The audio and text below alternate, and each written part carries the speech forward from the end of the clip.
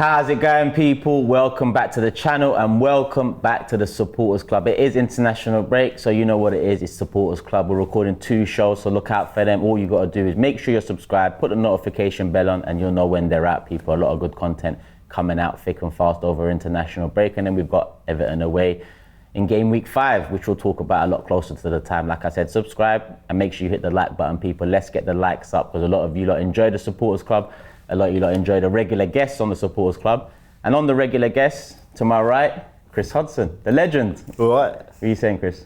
Well, the last time I was there, I was happy as anything, but my glass is half full, half empty at the moment, but we'll discuss We'll talk. And Sheroy's back in the building too. What are you saying, Sheroy? Listen, man, 30-degree heat, just beat Man United. Bro, Monday morning, I bounced into my office. You know those ones when you walk into the shop floor and you see the United fans, they know you've walked in. Yeah. They're not even trying to make eye contact. Not even trying to make eye contact. And before everyone says, what, 30-degree heat, Turkish in a tracksuit? Listen, it's not 30 degrees yet, and there is aircon in here. This is why. And you got to match up, people. You got to match up. So, you know, it's been a long time since I've been wearing merch. I'm a tracksuit guy. I'm back in the tracksuits. Let winter come.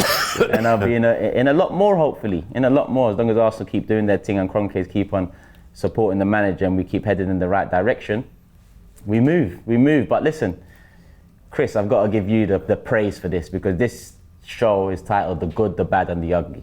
We're going to look at the first 4 games of the season, and there's a lot of good, there's some bad, and there's a bit of ugly in there as well, so it makes sense. And Chris, let's start with you. The 4 games so far, a hard-fought win in the end against Nottingham Forest, a win away from home against Palace with 10 men. Fulham pegged us back with 10 men themselves. And then we've headed into the international break with a late win against Man United at the Emirates. So how are you feeling after these first 4 games? Well, I've noticed, we've been under, we've had the handbrake on. We don't look relaxed, and I think that might be a sort of a leftover from last season. Because I still think it's in their minds that, you know, the failure. So the Forest game for 65 minutes, we were superb. And then as per normal, we let them back in. Soft goal. Terrible defending. Fulham, how many goals we can concede like that? You know, they're equaliser from corners. So that's when I'm sort of looking at Ramsdale a little bit. At the Emirates again as well. Yeah, and Sunday was wonderful. And I think we deserve to win Sunday. So do I. You know, I thought Arteta played it really well. His substitutions were wonderful. But even the good, the bad and the ugly, but then Havertz's miss, when he kicked it, I squirmed. And I thought, we'll get on to that. But we will. We're going to delve into all of it, good, bad and ugly. Sheroy, first 4 games, overall view so far, now we're in international break, 10 points out of 12. My view of these first 4 games is kind of shaped by what we did last season. So if you're looking at the first 5 games last season, when we got 5 in 5, right? I was looking at that just from the Arsenal perspective, saying 5 in 5 is incredible. I wasn't looking at Manchester City last year. This year, any other year really, you'd go 10 points out of 12. Incredible. And I'd probably still say that. I'd probably still say I'd take that. But what are we all thinking? City have 12 out of 12. You know, the metrics change, the vision, and the thing is, we've created that expectation ourselves because of how good we were last year. And look, it wouldn't be a Supporters Club if I didn't come up with a little hip-hop reference. You're going to hate me for this, but you remember when 50 Cent dropped Get Rich or Die Trying? Yeah. Incredible album, right? Classic. His follow-up, The Massacre, was also a very good album. That was great. But the criticism was not quite Get Rich, you know, and that's what we're seeing this season. You know, we're doing well in terms of results. The performances have left things to be desired, which I'm sure we'll get into. But looking at it on a macro level, we should really be on 12 out of 12, man. We should. It's the manner of the way we dropped the points against a 10-man Fulham that we look back on, and especially when you compare it to last season, Chris, we need to be changing the draws and losses from last season into wins in order to, you know, get a higher points total and hopefully pip City to the post this time. Fulham we beat at the Emirates. United we beat at the Emirates, and yes, we did beat United just now, but it was 1-1 up until the 96th minute, and even they scored a late goal that was ruled out just for offside. Credit to Gabriel there, some good defending with the offside line. But let's start with the good. I want to start with the good, and the good for me, or the great so far, has been Declan Rice, Chris. I mean, he's probably been the August Player of the Month for us, and he capped it off with the winner against United. I thought he was awesome Sunday. He was. His first game against Forest, I thought he reminded me of Gilberto Silva, the way he just sat in front of the back four. Palace, but I thought on Sunday he put the afterburners on. Yeah. He was fantastic. Man of the match for you? Easy. Yeah, same. He really is. And the great thing about it, he's only playing at 70% of his potential. He's still learning. So when he hits the 100... Yeah. Sheroy, Declan Rice, 105 million record transfer, British record transfer, and he's hit the ground running at Arsenal. I mean, I agree with Chris on his sentiment that it seems that we've got handbrakes on, or it's a learning curve with these new tactics. But Declan Rice is one of the players that has really come in and shown his worth. Definitely, and look, don't forget that he's had to operate with different midfield partners and in different systems throughout the start of this season, right? Yeah. So not only are you learning a new role within new teams, but you're playing probably 3 or 4 different roles even within a particular match. And 36 different formations, well, there you go. said. And 40, when he said that. 43 against City, I think he said, right? Yeah.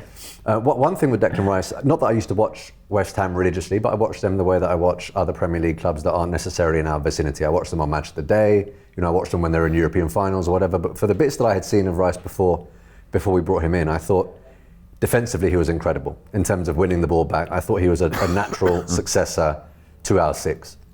I didn't quite appreciate how good he is on the ball and how brave he is on the ball and how he can be so talismanic, where you're just sort of getting the ball and grabbing the game by the scruff of the neck and elevating those around you to sort of get that attacking impetus. And with a price tag of 105 million, albeit only a British record signing for a few weeks or whatever it was until Caicedo comes in, you're going to compare him to others that went for similar amounts. Because ultimately all of the clubs that were looking at Rice and Caicedo or whatever would have been looking at similar pools of players. We landed Declan Rice. And it might be premature to say we got the better end of the market in that sense, but he looks head and shoulders above the other midfielders that have gone in at that similar price range. And what a lot of people are saying for those other players is, yes, it takes time to adjust to a new manager or a new system or whatever, but why doesn't that argument apply for Declan Rice? Because it hasn't taken him that time to adjust. And on the pitch, football is one thing, but I love the fact that he's now adding to that group of players that we have that are entirely relatable and likeable, and players that you can get behind. We had a handful of them, he's another one. Yeah. And from what Arteta says, he's not one of those guys that has come in and been sort of deferential or quiet or shy. He's very much gone in and assumed a leadership role from the outset. And I like, it's a fine balance, right, between being an arrogant Who does this guy think he is? Or Exactly. Guy's the one, yeah. And putting yourself forward to the extent that people listen to you but still like you. He seems to have struck that balance perfectly. So for me right now, absolutely no complaints. I'm worth every damn penny. 100%. I mean, I want to stay on the good because some of what we're talking about with Declan Rice hitting the ground running, I want to, put onto another player that came in the summer. Who are you talking about, bro? Oh, do you know what I mean? We can, I'm kidding. We can slowly but surely move on to that, but I still want to give Declan Rice credit for hitting the ground running because that price tag, not only that price tag, but there's something about Arsenal and the same for United as well, where the pressure, especially online, is tenfold in comparison to the other clubs, whether it be Man City, Liverpool, Tottenham, Chelsea. It just seems that Arsenal, United, everyone's waiting to jump on us and bite and rip us apart about something. And Declan Rice has come into a side that's tactically changing their ways. Like you said, sometimes it's Partey at right back, he joins up in a double pivot or pushes Rice forward from the 6 to the 8. So he started as a 6 against Man United. It's very fluid, which is very different to the rigidness of what he's used to at West Ham, and his role being very much defined as this is what I need from you, and having to stick to it. At Arsenal, it's a lot more, not necessarily freedom, but there is freedom in the tactics that Arteta has shown last season and has shown this season, Chris. Declan Rice, I mean, a lot of people have mentioned that potentially a future captain. I think that's disrespectful to Odegaard because Odegaard, in my opinion, has done pretty well as captain. But Sheroy's mentioned his leadership traits already coming in and how he's taken that upon himself at what is still a young age for a footballer. And how much of that have you seen, and how much of that has been needed for Arsenal Football Club? Well, the thing, remember when Rice came to the Arsenal, he said basically he's had to restructure his whole game. Yeah. He said Arteta's blown. Remember he said on the tour, I've had to learn from scratch. So that tells you something, doesn't it? Like he's taken the Arsenal to. I miss Xhaka, But I think Rice is another level, mate. Yeah, and I think. But the important thing is everyone might have to get up to his level. Yeah, setting the standards, coming in and setting. But then, at 100 million signing, that's something that he's a bargain. Should go in hand bargain. No, look at the others. Look, I mean Chelsea at the moment, but look at how much they've spent on players. None of them could lace his boots. Yeah, so far anyway. None Especially of them. Kai said. I know Enzo has started the season well individually, Yeah, but he still hasn't, in terms of that application to the team and results and whatnot, it still hasn't transferred. Whereas Declan Rice has. Man of the match twice in our first 4 games. Palace, he was superb, mate. Yeah, another one. I mean, United, Arteta's tactics were completely different to last season, and I think rightly so, because United did get the better of us overall. We both got 3 points. They scored 5 against us. So as much as people talk about control and domination, we conceded 5 over the 2 fixtures, whereas this time we went in and gave them possession. But as much possession as they had in the first half, they had no touches in the opposition box, no shots. They wasn't getting into the final third, no passes into the final third, and a lot of that was down to Declan Rice. Now, don't get me wrong, some of that was down to Havertz too in that game, who actually done well tracking back, and the defensive side of things, I think I give him credit for. But then the other side of things come into play. Giving the ball away in the manner he did with Declan Rice completely out of position was very careless, to say the least. It cost us. United finished it off perfectly in terms of one pass, cut in, goal. That's their game plan. But there was also that miss that I think you mentioned early on with Havertz. And we've gone from one signing who's hit the ground running in Declan Rice to now another signing that, what's the opposite of hitting the ground? Still waiting to land? Stuttering, still waiting. He's still finding the airspace, let's call it that. Sheroy, Havertz, similarly to Declan Rice, a lot of money spent on him this summer, coming into a new system. Similar to Declan Rice, he's got experience in the Premier League. But dissimilar to Declan Rice, he hasn't hit the ground running. Why do you think that is? Yeah, just on the money thing. We talk about Chelsea, for example, and how they've got Caicedo in excess of 100 mil, Mudryk somewhere around the 80 mark. Enzo 100 plus. Enzo 100 plus. So these are the sorts of signings where even if you don't do well, you're sort of in amongst a pack where you can just be discarded and money's not a big deal. Whereas for us, before Rice, Pepe was our record signing, so that has been smashed, and the price that we paid for Havertz is actually in the vicinity of the Pepe fee, right? It's not too far off. There's less than 10 mil in it. So you don't have that freedom or opportunity to not be quite as good in the initial stages at Arsenal, because you are instantly in the top 3 or 4 most expensive players that we brought in. So and wages, apparently, he's up there. I don't believe that it's over 200k, but I read in excess of 3 for Havertz. Well then listen, creating space is not enough. I agree. But what I would look at is, they've both got Premier League experience, but you also need to kind of look at the environments that they came from. Declan Rice came from a team that had just won the Conference League, and a team that was ultimately towards the end of the season playing well. It was a happy dressing room. Even though there was some talk about whether Moyes was playing the type of football that West Ham fans wanted, he left a successful place. Kai Havertz, Chelsea were really in the doldrums, and he wasn't the only one in that team that was low on confidence and underperforming. What I would say about Kai Havertz is, and this isn't meant to be condescending or derogatory in any way, but let's say, I don't know, you bring in an animal from an animal shelter who's been mistreated, for example, and you try and integrate him into a normal home. It takes a while for that animal to actually realise what its surroundings are and start acting as though it would have if it had been in that environment all along. And I think, and I'm very rarely critical of Arteta, but I think here, acknowledging that, with hindsight, with the benefit of hindsight, I think Havertz would have probably benefited from not necessarily starting, but getting to understand the environment and being brought up to that level before he was put into the starting 11. Now, he was brought into the starting 11 from the outset of the season, and there's been a lot of talk about whether the system was actually chosen because of the fact that Kai Havertz was brought in, whether he is dictating the system choice. Yeah. I personally think it was the other way around. I think if Zinchenko was fully match fit from the start of the season, and or if Timber had stayed fit, I actually think the back four that we're seeing now would have come to fruition a little bit earlier, and you wouldn't have necessarily seen Partey on the right hand side. But I think when you're looking at our inverted fullback choices and the midfielder that can drop into the back line, you really do only have Zinchenko and Timber, who I think Arteta is confident in terms of inverting, and the only midfielder that he's confident in dropping into the back line is Partey. So Havertz seemed to be the option to slot into that midfield. And I think that's where a lot of the criticism has come from as well, because as Chris says, we haven't sort of set the world alight in terms of the style of football, and he is one of the variables. Yeah. I personally think it's time now for him to take a back seat in terms of the Premier League starting 11. I think there are other players that warrant inclusion in that position. But let's see if that happens after the international break. Yeah, big question still to be answered. Chris, from Rice to Havertz, like Sheroy said, and I agree with Sheroy, I would have thought that he would have been introduced a bit slower into the process, but the money we spent on him, the wages he's on, and the fact he comes straight into the side and an integral part of the side means he's a key piece of Arteta's process. He's Arteta's pet.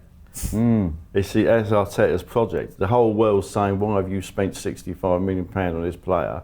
But he is convinced, Arteta is convinced it, and I think he will turn him into a player. He's only played 4 matches, Yeah. and I do go back to when I first watched Henry and Pires, etc. Bergkamp, everyone was scratching their, what have we bought here? So let's have a bit of patience But we with did him. see something from them early on. Yeah. I know it took a little while for them to I'm get going. trying to bend over backwards. I know. We, We want to do that because we've all kind of, the majority of the fan base, if not from the start, have fully much joined the Arteta train, let's say. but what's not helping Havertz, if he's playing, all of a sudden Vieira, who everyone loves, isn't. Yeah, who's coming off the bench and now And back-to-back games. Smith Rowe ain't getting a look in. That's not helping either. Yeah. Because what I mean, he's an Arsenal boy, the song, Saka and Emil Smith Rowe. And people, he ain't getting a kick, is he? No. Thank God it didn't happen. There was rumours he's going to go to Chelsea. So Havertz is blocking him. But I think now, if I was Arteta, I would take him out of the firing line. For the next game. Yeah, definitely. Everton away. And is it made easier with Vieira's introduction in the last 2 games, or who would you play then? I wouldn't play Vieira at Okay. Everton. That's a very physical. I'll play Smith Rowe at Everton. Fair, but do you remember Vieira started against Brentford away last year after we lost to United, and he was a key part of the 3-0 win. So here and there we have seen bits of Vieira where maybe we should trust him a bit more, because a lot of his... Now, I don't want to make this about Vieira, but to be honest, he is part of the good. So this is the good, the bad and the ugly. But Vieira last season, a lot of the times we've seen Vieira play was with pretty much the B team in the Europa League or other competitions, lighter games. When we've seen him in the last 2 being introduced to the first team after having his first pre-season with us, let's not forget he came in injured, he didn't have a pre-season, he's looking a lot better now. So his name's in the hat for a potential start, and maybe that makes Arteta's decision easier, Sheroy. I mean, just on that, in my fan cam after the United game, I was talking about how if you're actually running a meritocracy and you can see that one of your players isn't performing but the other one is, when that player has 2 back-to-back performances that ultimately change the result of the game, that player in Fabio Vieira probably should be brought in from the start, right? Yeah. But after that, I had a lot of conversations with people that listened to that, and they said, look, the reason Fabio Vieira was so successful off the bench is he enters the fray at the stage of a match when there is a lot more space to be exploited because the games are stretched. Yeah. And that's where we all know Fabio Vieira does well. And I mean, you look at the incisive nature of the pass that he plays to Jesus, he doesn't think, but he's got that space, and he has that space because the game is stretched and United are trying to level it up. Will he have that space from the outset of a match when you have teams that are playing low blocks and trying to rough us up? Who knows, right?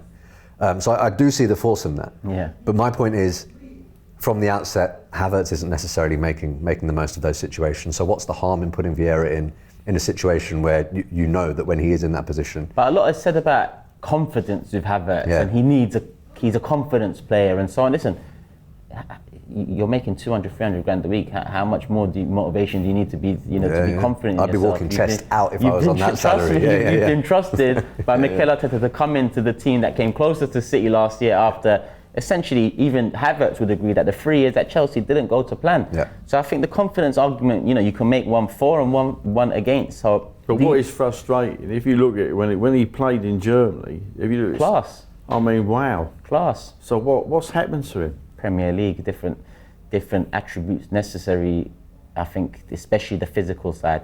Now, this is where I say that I haven't seen anything. Now, the physical side, I understand people say he creates space and, he's a key part of the attacks now, not just on the ball, but off the ball. But for me, you need more Yeah. from not only the player and the profile and what he was coming up and coming through the ranks in Germany, but in the position as well. We had Xhaka there, and you mentioned missing Xhaka. Now I mentioned missing Xhaka on a fan cam as well, but a lot of people took it too literally. I didn't mean it's like all right, I sell my car, I get a new car, but I still miss my old car. The seat's a bit more comfy. I'm used to driving a bit more. Do I want my old car back? No. It's more that did I make the right decision with my new car that I'm looking at? Yeah. So when I said I miss Xhaka, it's because of the new car we got isn't as great or isn't as efficient as the car we had. The trouble is, I've been watching, for my sins, I've started watching the German Bundesliga highlights. He's looking good, isn't he? Oh. He's looking incredible. Yeah. And what hasn't helped is that Partey's gone down injured again. So 6 you know weeks. what I'm saying? And that, I guess the Partey injury is the ugly. Yeah. And it's the ugly we've kind of become used to with Partey. Not last season, credit to him and credit to Arteta, managed his game time well, and he wasn't missing for a lot of the games, but 6 weeks out this season. But again, Sheroy, Chris, I don't think Partey was in the first 11 if everyone was fit coming into this season. I think Well, not at right back, no. No, I don't even think he would have been picked in midfield with the amount of confidence put in Havertz in that position. So again, maybe this injury has made Arteta's decisions easier moving forward, and maybe by the time Partey is ready to come back, Arteta's decisions or development of philosophy is in full flow, that we don't need Partey to come straight back in. He becomes more of a squad rotation option. That's Really? January or end of season? I'm fed up. I understand. I'm sick and tired. I can't depend on him. It's every year, isn't it? I understand that. So for all his attributes, and he is, I mean, last season when he was on fire, he was wonderful, wasn't he? Yeah. But Up there. Yeah. there's always an injury there. But is that an Arsenal thing? That's what I was going to say. When you say fed up, I understand, because it's not just Partey. Over the last 3 years, injuries have cost us at the tail end of the season, and Partey's been involved in that. Tierney too, Tomiyasu, Saliba last year. So all in all, injuries costing us. I am fed up with that too, Sheroy. But in that situation, look, in seasons gone by when Partey went down, I'm looking at who's coming in and going, we're in real trouble here. At least now we've got someone who costs £105 million who is very well versed in occupying that position if Partey is the midfielder. The question then is, if Rice is slotting into that 6, who are you choosing as your 8? El Neni. And the 8 position, whether it's Havertz, whether it's Vieira, whether it's Smith Rowe, Trossard, you'd like to think that there is enough there, if Rice is occupying the 6, to get you through the next 6 weeks, right? And one of the reasons I wouldn't sell Partey is I just can't see who you bring in that, when at their peak, operates at that level at this stage, given the amount of money that we spent, if I'm being honest with you. And I think Rice is definitely the natural successor in that position, but I'd hold on to him for just a little bit longer on that. Yeah, I'm hoping what I said comes to fruition. We continue kicking on, and by the time Partey comes back, we don't necessarily need him to come straight in, and then we've got... Thing is, when he comes back, he's off to AFCON. January, yeah. Well, there's no sale happening in January then, because of AFCON as well. So, but I'm with Sheroy. I don't think we can afford to get lighter in any more positions, especially, again, forget injuries for a sec. Squad depth has also cost us over the years. But Partey, wish him the best. Another good I want to bring in is Eddie Nketiah, a player that I've been harsh against in the past. I still would want an upgrade on him moving forward, but he started the season well, and he's got an England call-up that I think he banked on last year heading into the World Cup. I thought he'd go and pick Ghana to go and get into the World Cup and start. He didn't, and I was shocked about that, because I thought England ain't never going to pick you, and here we are nearly a year later, and England have picked him. Now, a bit an Eddie, Sheroy. You got to rate the confidence of the man, right? I mean, you're talking about knowing that Gabriel Jesus is the first choice striker. You still sign your new bumper contract, and you say, you know what, I'm willing to fight for my place in this first team. Yeah. You know, there's talk about Balogun as well, and whether Balogun's perhaps a better fit for this team or whatever. That has now been dispensed with. He gets his opportunities. Look, I mean, he gets the penalty for us against Palace. Comes on against Fulham, and even though we don't win, if I'm not mistaken, we're behind when he comes on. Yeah. And he turns the game on its head in that sense. And again, with England, man, you're looking at Harry Kane ahead of you. You're looking at players like Watkins or whoever's in front of him, and he still says, "Nah, I reckon I can make it in there. And if you look at his interview yesterday when he's with the England camp, a lot of questions were asked and said, look, there were people a similar age to you, like the Sakas and the Smith Rowes or whatever, who have had England call-ups long before you. Years now, yeah. Despite the fact that you were killing it under 21, you were the record goal scorer. What did that do for your confidence? And he said this, and he looked like he meant it. He just said, nah, they were on different journeys. We'd had different opportunities, different exposure, but I knew that if I continued to work at my game, I would get there. And to get anywhere in elite level sport, the first thing you need is that element of self-belief. When that self-belief goes, you look a bit more like Havertz does on the pitch. If you've got that self-belief, that's ingredient number one. Yeah. Look at the way he looks after himself physically. He's posted that before and after of him a few years ago, right? I mean, it looks like one of those personal trainer transformations. Yeah. It looks incredible. So he's looking after himself there. He's added the physicality to his game. And for that alone, I'd give him full credit. But what I would say is, you mentioned that you want an upgrade on him. There was a lot of conversation before the United game about if Jesus is fully fit and Nketiah is fully fit, who starts? For me, that cameo from Jesus has put that question to bed, if it wasn't already. Levels. If it wasn't already, right? Eddie Nketiah as a backup striker when you have a relatively short injury to your first choice striker, I have no qualms with that because he does come in, he does chip in, and I think that players around him may need to play ever so slightly differently when Jesus isn't involved, and Eddie is, but we get by, and sometimes we get by with some good results. But Gabriel Jesus comes on, and I mean, the way he runs at defenders, you can tangibly see the panic in their faces. And he gets us, look at the watch along again. When Jesus is on the ball, there are very few of us that are even on our seat when Jesus is on the ball, right? But that's what you pay for. And again, look, I know he's a little bit older than Eddie, and he's a little bit further along in his career than Eddie. So look, maybe Eddie does get there one day, who knows? But for now, I don't know if we can get an upgrade backup striker of a similar mould, but I think we can get a completely different type of striker as the backup. Like, not with that money, but like what Højlund did when he came on. Yeah. Completely roughing man up, giving Gabriel a real run for his money, and suddenly we had to start defending in a completely different way. You know, you had to have a completely different hat on when you were defending against him.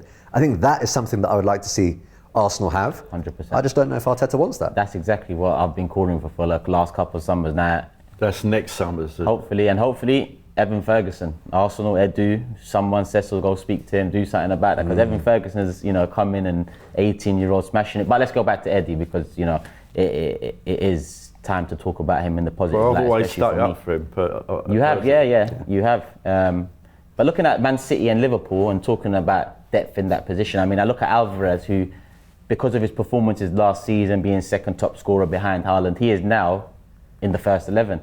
I look at Liverpool, who started the season with Jota up front, then they flip it to Gakpo, but Núñez comes off the bench against 10-man against Newcastle, 10-man Liverpool away from home, scores 2. He starts the next game. He gets 2 assists in that, he doesn't get a goal. But the competition for strikers at City and Liverpool, in my opinion, is stronger than ours, because like Sheroy said, I agree. A few games out, Eddie can come in and do a job, but as soon as Jesus is ready, I think we all know that Jesus is the one that needs to come back in. It might be horses for courses, though. Say, Everton away, I'd play Eddie. Yeah.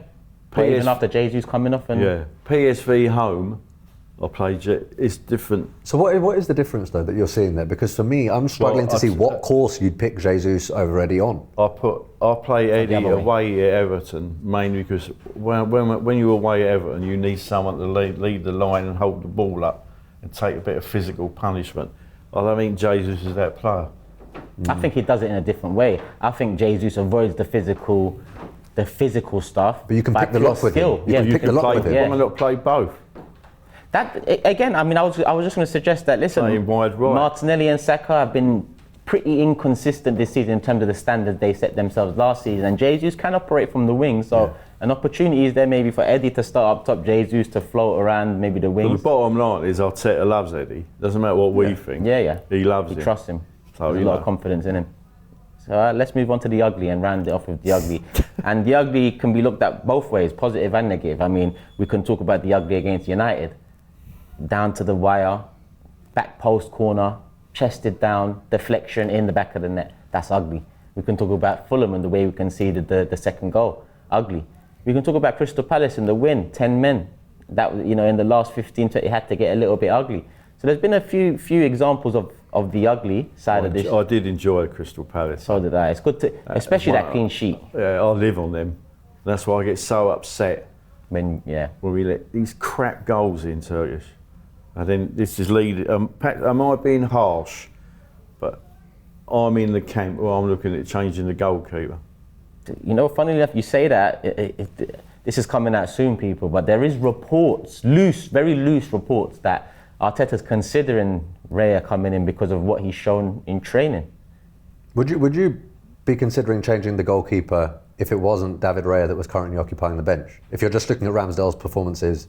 No, Ramsdale's worried me for quite a while. Okay. But I know Chris though. If it was Turner, because Chris was the only Arsenal fan I spoke to at the beginning of summer that said I was on the supporters club when he Remember, said that. The only Arsenal fan. I wanted a keeper. So what Sheroy means is if it was still Turner. No, not in a million years. Yeah. Okay. That's all right. Tell us how you really feel, man. But being fair to Turner, he shut me up. He looked superb. Yeah, that Chelsea clean sheet at the bridge. He was on my bench in fantasy for that as well. I think Arteta wants to see Raya, and I think that's going to cause more. We've had the uproar about not playing Gabriel, haven't we, at centre half, and now we're going to have more uproar if he does this. You know what it is? It's funny because listen, it's 4 games and we're all well within our rights to have concerns or have hope, optimism, whatever it is. We're all well within our rights. But one of the main takeaways from last season was not enough rotation, not enough Plan B options, not enough protection for certain players, especially when we need them for crunch time. These 4 games have come and gone. We've got 10 points out of 12. And if we keep this sort of form up in terms of results and points gained, we will be in and around the top come the end of the season. Maybe this bodes well for us moving forward. And after 20 games, we're looking back and saying, we are a much more well-rounded, well-oiled machine than we was last season, even though we are not as exciting. Yeah, and we might be, but given that we're talking about the ugly, I think the concerns that a lot of people would have and the nerves that lead to us thinking we may not be in that position is, for me, we're not really learning from our mistakes. And I can look at that on a macro level and a micro level. So if I'm looking at the macro level, when we didn't finish inside the top 4 and we were pipped to that by Tottenham, there was a lot of talk in the title race the following year that we're going to use that pain and we're going to make sure we don't fall short again. But we did. But we did. And one of the reasons that we fell short, okay, maybe we have addressed the concerns as to squad depth. A lot of people may disagree, but I think in certain positions we haven't done it as well as we could have. But we were conceding goals that were entirely foreseeable, and we were at full tilt against opposition, particularly at the Emirates, where we needn't be. Yeah. Looking at the first 4 games of this season, those same problems have manifested. And I'm talking about 2-0 against Forest. Corner. Nothing to do with the system when you have your corner and someone is allowed to carry the ball for as far as Elanga did. That for me isn't the system. Yeah. Because in any system, you bring that player down. So that's one. Looking at Fulham, again, you get them conceding inside the first minute. That is one of those ugly things that has reared its head again. That for me is literally farcical, but that wasn't the only problem in that game. You then do all the hard work and you go 2-1 up. We took the lead against Liverpool the season before, we took the lead against West Ham the season before, and we thought we had the 3 points. We gave it away. We gave it away in an entirely avoidable manner there. Against 10 men, Paulinho should never be able to swing his leg at it. That is a problem that was here last season and is manifesting itself this season. Now, let's talk about the United game. Marcus Rashford, on the break, don't show him onto his right foot. Bang. What do we do? Don't close him Show down. him onto the right foot. Same as last year. And he's done the same again, right? And we nearly got caught out by Garnacho, so I'm not now talking about comparing this season to last season. I'm talking about getting hit on the break twice by the same team this season. Yeah. So that is showing that we're not quite learning quickly enough. And I was all for it earlier in the process, saying, yeah, look, sometimes you need to fail to elevate and sometimes you need to hold on to that pain, but that time has come. You can't now continue to justify errors and failures by saying it could lead to improvement. That is done and dusted. Park that. The improvement is now. And that's where my concerns are, and that's what I think the ugliest bit of the start of the season has been. No time to waste, essentially. Yeah. And I'm with you on that, especially considering how long we waited to even challenge like we did last year, let alone how long we waited to actually win the thing. But we hope, we pray, there's a learning curve there, people. We've gone through the good, the bad, and the ugly. I want to get your thoughts in the comment section below. Give me a good, give me a bad, and give me one ugly, and I'll go through the comments and I'll reply to a few people. Hit the like button. Let's get up to 1,000 if we can. It's been the first supporters club in a little while. Make sure you show some love to Sheroy. He's got his own channel, Sheroy's Voice. We'll either put that in the title or the description. But if you search Sheroy's Voice, then you'll find that. I'm sure it will come up. And Chris, no channel, but supporters club is his home. So you can find him here. Make sure you hit the like button and show some love to Chris as well. And we're about to move on to topic number 2. Champions League, you're having a laugh. Look out for that one coming real soon.